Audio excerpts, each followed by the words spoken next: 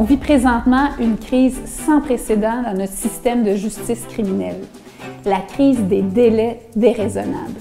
Ce que ça fait, c'est qu'en ce moment, nos tribunaux sont tellement engorgés, les délais deviennent tellement longs qu'on le voit, semaine après semaine, mois après mois, il y a des présumés criminels, des accusés qui sont carrément libérés, qui voient carrément les procédures qui les concernaient être retirées parce que ça fait trop longtemps qu'ils sont en attente d'un procès.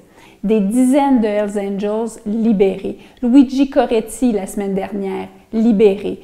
Un proche de l'ancien maire de Mascouche qui était accusé dans l'opération Gravier, libéré. Et là, depuis quelques jours, qu'est-ce qu'on voit? On voit des co-accusés de l'ex-maire Gilles Vaillancourt déposer à leur tour des requêtes en arrêt des procédures parce qu'ils sont accusés depuis 2013 et ils n'auront pas de procès dans le meilleur des mondes avant 2017. Qu'est-ce qu'on propose? Eh bien, premièrement, on demande un vrai état de situation pour connaître l'ampleur de cette crise sans précédent. Deuxièmement, on demande un réinvestissement urgent, des moyens accrus, concrets dans notre système de justice. Ça veut dire quoi? Ça veut dire d'abord combler les postes de juges qui sont toujours vacants. Ça veut dire appeler en renfort des juges suppléants, des juges à la retraite qui sont prêts encore à siéger.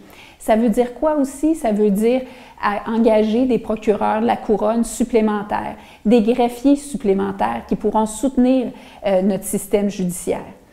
Troisièmement, on demande à la ministre de n'exclure aucune autre option pour faire en sorte que ce ne soit pas l'hécatombe complète dans notre système judiciaire, ce qui veut dire de pouvoir analyser parmi ces solutions, un recours potentiel à la clause dérogatoire pour faire en sorte que pendant une période de temps, on puisse s'assurer que les procès aient cours au Québec. Vous pouvez compter sur nous pour continuer à talonner la ministre de la Justice, à questionner le gouvernement, à le presser d'investir de manière urgente des ressources supplémentaires dans notre système de justice, de mettre de l'avant des mesures concrètes qui vont faire en sorte que vous, comme l'ensemble des Québécois et des Québécoises, ne perdiez pas confiance dans une institution fondamentale qui est celle de la justice au Québec. On va continuer à travailler avec vous et pour vous.